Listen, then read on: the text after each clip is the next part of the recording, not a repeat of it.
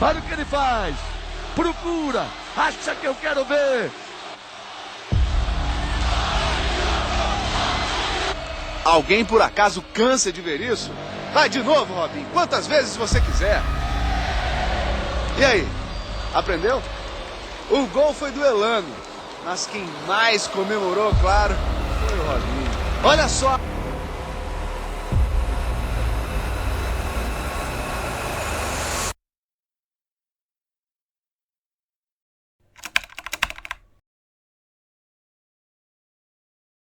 O Robinho e um amigo dele estão condenados a 9 anos de prisão. Mas por que Robinho fez isso? Robinho tinha tudo para ser o novo Pelé. Robinho tinha tudo para ter seu nome estampado na seleção brasileira. Robinho era referência para alguns jogadores, até o próprio Neymar admirava ele. Quando Robinho estava em campo era motivo de alegria para muitos. Robinho não driblava os adversários, ele bailava. Mas por que ele era o nome da brilhante carreira que ele tinha? O cara passou por grandes clubes, jogou com grandes jogadores e tinha tudo para ficar pelo menos na lista dos jogadores que vestiram a camisa da seleção brasileira, que hoje são lembrados com muita gratidão. Mas enfim, se a gente olhar para outra vertente, olharmos o Robinho como jogador, ele foi bom demais, seus feitos dentro de campo era de se invejar. Pelo menos eu acredito que ele teria pelo menos uma bola de ouro. Apesar de que na época que ele estava começando os seus primeiros passos, eu era muito novo, mas para você que pelo menos acompanhou ele bem de perto, sabe do que eu estou a falar. A prova disso tem vários vídeos no YouTube, se você quiser pode dar uma pesquisada por aí.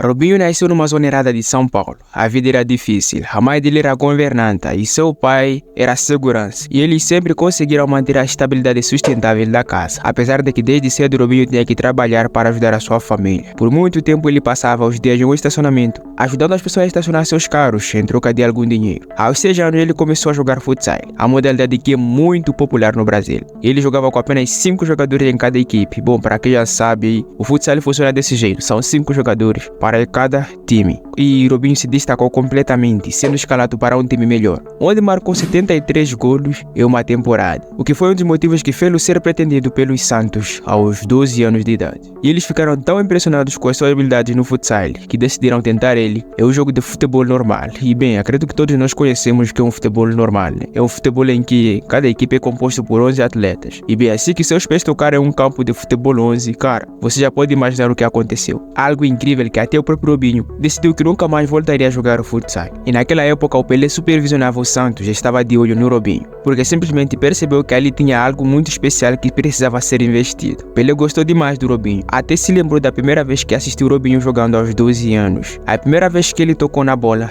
bem na frente dos meus olhos, fiquei arrepiado e eu quase chorei. Seus dribles eram devastadores, assim como a simplicidade com que controlava a bola. Ele me lembrou de mim mesmo quando eu tinha a idade dele. Já com a bênção do próprio rei do futebol brasileiro, foi apenas uma questão de tempo, enquanto o relógio marcava pela primeira vez após seu aniversário de 18 anos. E Santos já tinha certificado que tinha um contrato em suas mãos com a joia brasileira. E já se passava décadas desde que o Santos teve sucesso no Campeonato Brasileiro. Depois de tanto tempo, parece que eles ainda estavam presos no passado, relembrando os tempos em que o Pelé fez deles um time que o mundo inteiro temia. As finanças do clube foram piorando cada vez mais, até chegar a um ponto em que não conseguiam pagar seus próprios jogadores. E o clube entrou em um colapso total, perdendo jogadores e funcionários restantes. E só havia uma solução, que era a academia. Por isso, os jovens da academia foram convocados para o time principal, com jogadores como Robinho e Diego sendo apresentados pela primeira vez para o Brasil. Bom, após a ida dos jovens para o time principal, o clube começou a ser ridicularizado em todo o país, e eles o viam como apenas um bando de crianças sem chance de jogar no mais alto nível e que será fácil o Santos ser rebaixado. E foi a partir daí que surgiu o apelido Meninos da Vila, que ganhou um significado totalmente novo. Eram vistos como um lado fraco que a maioria dos treinadores recusava a oportunidade de assumir o elenco dos meninos. Já que ninguém queria, então houve alguém que quisesse treinar os Meninos da Vila, e foi o Emerson Leão, que acabava de ser demitido do cargo de técnico da seleção brasileira. E bom, parece que o país estava totalmente errado, e os meninos mostraram ao contrário do que se esperava. Depois de 14 golos com apenas um gol do Robinho, houve alguma preocupação, mas depois ele mostrou que era o verdadeiro rei da pelada, pois é assim que ele era chamado por conta dos seus dribles que desmontavam fácil qualquer adversário. Nas 11 partidas seguintes ele marcou 6 golos, ajudando o Santos a se classificar para a etapa final do Campeonato Brasileiro. Lá chegando, ele se destacou ainda mais, marcando tantos na quarta de finais contra o São Paulo e nas semifinais contra o Grêmio. Depois de disputar a final fora de casa contra o Corinthians, Corinthians, houve alguma preocupação que a vitória da primeira mão poderia ser anulada, mas logo no início da partida, Robinho ganhou um pênalti e fez questão dele mesmo bater e fazer o gol que selou o título do Santos e foi nomeado como o melhor atacante do país. Embora a contagem de 4 gols em 14 partidas na Copa Libertadores possa não ser o mais impressionante, mas naquele ano as suas atuações certamente impressionaram muitos, sendo os jogadores destaques do torneio. Bom, o ano 2004 nos mostrou uma versão totalmente nova do Robinho, muito mais letal na finalização, onde ele entrou uma sequência de 11 golos em 10 partidas. Robinho foi facilmente o craque do time ao chegar na rodada 39 do campeonato, empatado a pontos com o primeiro colocado, faltando apenas 7 jogos para o final. Algo trágico aconteceu. Espalhou-se a notícia que o Robinho ganhava um bom dinheiro e então um dia os homens armados invadiram a sua casa e em meio de um jantar em família, a mãe do Robinho foi sequestrada. E Robinho chorou ao dizer à empresa que só se importava em levar a sua mãe de volta para casa com segurança. E o Santos dispensou ele por 7 partidas. Pouco tempo depois, o Robinho cedeu à exigência do sequestrador e pagou os 80 mil euros que eles exigiam. E, felizmente, logo depois, sua mãe foi devolvida inteira para ele. Após esse trágico acontecimento, foi hora de Robinho se juntar ao elenco que precisava da vitória sobre o Vasco da Gama para selarem o título. Eles conseguiram e Robinho foi eleito o melhor jogador do país. Bom, nessa época, o mercado de inverno estava aberto e Robinho era procurado por vários clubes europeus. Era oferta atrás de oferta por Robinho. Por mais que o Santos recusasse cada oferta, eles estavam determinados para manter o Robinho no time. E ele continuou jogando e sua reserva de golos parecia melhorar cada vez mais. Começou a temporada com 13 golos em 12 partidas e depois foi convocado para um torneio internacional pela primeira vez, a Copa das Confederações de 2005. E ele foi totalmente incrível, fazendo parceria com o Adriano Imperador e criando alguns dos momentos mais memoráveis do torneio, até auxiliando o segundo gol da final, quando o Brasil derrotou a Argentina e levou o título para casa. Quando agosto chegou, o mercado estava aberto novamente e houve uma oferta que foi boa demais para recusar. O ano era 2005, o Robinho estava tendo a chance de ingressar no Real Madrid e jogar com alguns craques como o Ronaldo, nesse caso o Ronaldo Fenômeno, o David Beckham, o Zidane, o Roberto Carlos e o Raul. A oferta foi de 24 milhões de euros, uma quantia incrível para um jogador tão jovem, mas afinal de contas, ele era o novo Pelé. Então, não podemos duvidar desse valor por ele. A torcida estava ansiosa e esperava ver o Robinho se tornar o melhor jogador do mundo. Quando a temporada começou, as suas exibições começaram a ser envolvidas com fortes debates e controvérsias. Alguns pensavam que era questão de tempo para ele se adaptar, e outros acreditavam que os problemas eram inerentes a ele e que não havia maneira de mudá-lo. Por mais que o Robinho jogasse bem e dominasse algumas partidas, ele simplesmente sumia entre os confrontos, e o Real Madrid não era uma equipe para continuar a jogar. E durante o verão, ele disputou sua primeira Copa do Mundo, mas jogou apenas 90 minutos em uma partida. Na sua segunda temporada, provou tudo o que as pessoas diziam sobre ele. Durante a maior parte disso, ele ficava no banco de suplentes. Mesmo assim, quando o técnico do Real Madrid dava oportunidade para ele, ele se esforçava até ganhava o prêmio de melhor jogador em um clássico e depois marcou 5 golos em 8 partidas na final da temporada, provando ser fundamental para o Real Madrid. À medida em que a temporada 2007 e 2008 se aproximava, após a saída do Beckham, Ronaldo e Roberto Carlos, agora era oficial que o Robinho teria espaço no time principal e seria crucial para o Real Madrid.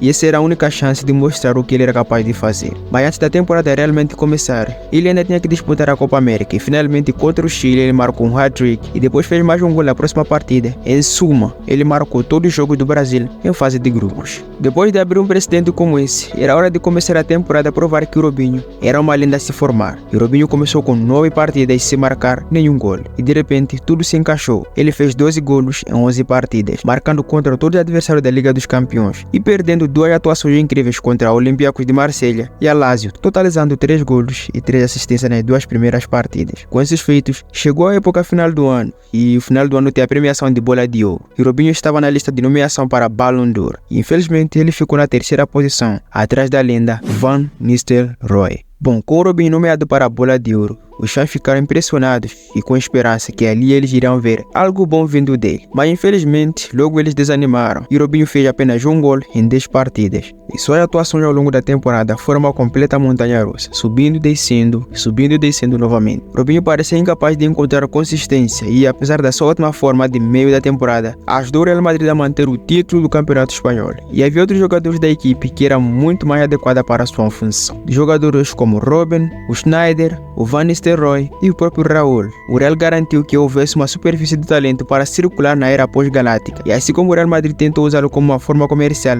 por Cristiano Ronaldo, dificultando cada vez mais a renovação do seu contrato. E de fato isso é algo que gerou uma revolta em Robben, que não gostou completamente e tentou forçar a sua saída, e acabou conseguindo a transferência de um dia para o Manchester City por impressionantes 42 milhões de euros. Essa transferência foi um esforço de tal última hora que, ao divulgar seu primeiro comunicado na conferência de imprensa, Robinho se referiu erradamente ao Manchester City como Chelsea, que também estava na disputa por sua transferência na época. Existem até rumores que ele demorou um pouco para perceber que ele não estava ingressado no Manchester United, porque o jogador não percebeu que havia um outro clube lá na cidade de Manchester. Mas honestamente eu acho que isso parece uma notícia falsa, porque parece engraçado demais para ser verdade. E ironicamente, seu primeiro jogo na Premier League foi contra o Chelsea, e ele marcou um gol espetacular de tiro livre, mostrando ao adversário o que eles perderam. E Robinho parecia ter se adaptado facilmente ao futebol inglês, marcando seu primeiro gol. Algumas semanas depois, ele marcou 12 golos antes da chegada do novo ano. E aconteceu tudo novamente. 17 jogos sem nenhum gol. Atuações péssimas, alguns especulavam que tudo aconteceu depois que o técnico Mark Hughes proibiu de viajar ao Brasil. Bom, a segunda temporada foi um desastre total. O tempo dele no Manchester City continuou descarrilhando cada vez mais, depois de um início tão incrível.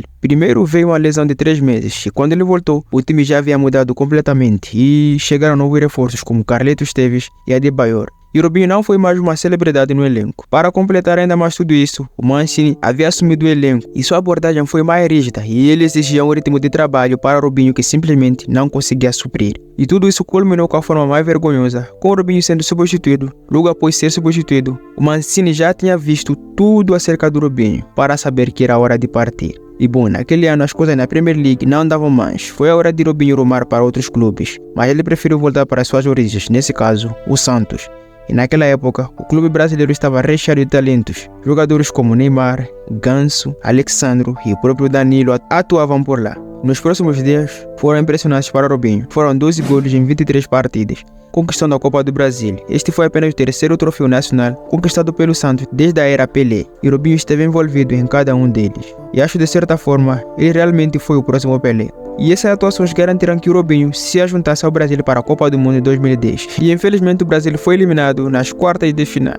E bom, de volta à Europa, seu próximo passo foi a Itália, rumo ao AC Milan, onde sua transferência foi de 18 milhões de euros. E o Robinho novamente voltou a integrar um elenco cheio de talentos: Ronaldinho, Isgani, Pato, Ibrahimovic, Cassano, Pirlo, Gattuso, Seedorf, Thiago Silva e o Zambrotta. E curiosamente, acabou de se revelar que a contratação do Robinho estava sob o pedido do próprio Zlatan Ibrahimovic. E sabendo que não era de admirar que a dupla tenha trabalhado bem e ajudou a AC Milan a vencer a Série A pela primeira vez após 7 anos. Com o Robinho contribuindo por 20 gols em 38 partidas na Itália, infelizmente mais uma vez sua segunda temporada foi completamente prejudicada por lesões, que forçaram ele a perder 11 partidas e impactou seriamente no seu desempenho. E quando sua terceira temporada começou, não apenas o Ibrahimovic havia saído, mas também todos os jogadores que acabei por mencionar lá em cima, excepto o Pato, e aqueles que ocuparam seu lugar, embora talentosos, eram muito jovens e inexperientes para substituir as lendas que existiam antes deles. E trata-se de jogadores como Balotelli, El Shaarawy,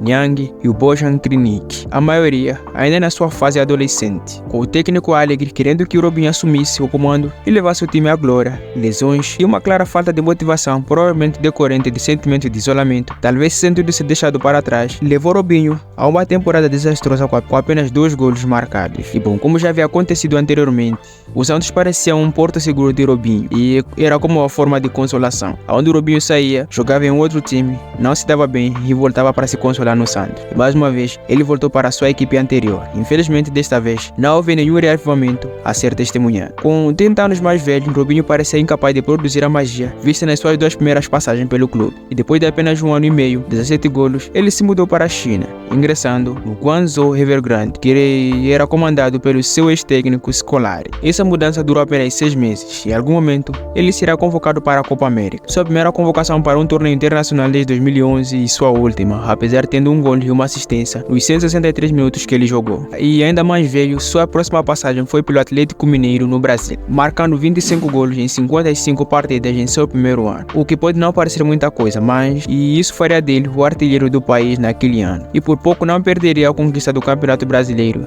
e a taça mais uma vez, e sendo derrotado na final pelo Grêmio. Bom, e seu segundo ano, novamente aconteceu o que nós chamamos de montanha-russa. Foram 22 partidas e sem nenhum gol. E bom, após sua passagem pelo Atlético Mineiro, mais uma vez uma nova aventura seguiu pela frente, e dessa vez foi na Turquia, e Robinho se transferiu para Sivasspor, o que parece uma transferência muito aleatória. E bom, nas suas 2 primeiras temporadas no clube turco foram sem sucesso, até que ele se mudou para outro time turco, nesse caso, o Istanbul Başakşehir, que parecia mais adequado para jogadores como Adebayor, Dembaba e o Klic, e uma chance real de vencer a Liga Turca pela primeira vez. Ainda as atuações do Robinho estiveram longe de chegar às manchetes, marcando apenas 4 golos em 2 anos, e apesar do clube vencer pela primeira vez na sua história a Liga Turca. Bom, e por fim, o Robinho novamente voltou para sua casa, o seu consolo na verdade. Bom, e parecia que aqui eram os momentos finais da sua carreira, mas as coisas ficaram realmente malucas. A mudança foi recebida com imensa reação. Depois que os patrocinadores começaram a deixar o clube em retaliação, o Santos foi forçado a rescindir de forma indireta seu contrato com o Robinho. E desde 2013 o Robinho já vinha lutando contra acusações de agressão sexual. E mesmo quando isso aconteceu, ele alegou que se concentraria em provar sua inocência. E o Robinho, junto com seus amigos que praticaram o ato, foram condenados a 9 anos de prisão. Mesmo se não fosse uma falta de acordo de extradição entre o Brasil e a Itália, quando o crime foi consumado. Bom, mano, eu não vou entrar muito em detalhe acerca desse assunto, né, de abuso sexual, até porque é uma parte do Robinho que muitos de nós já sabemos.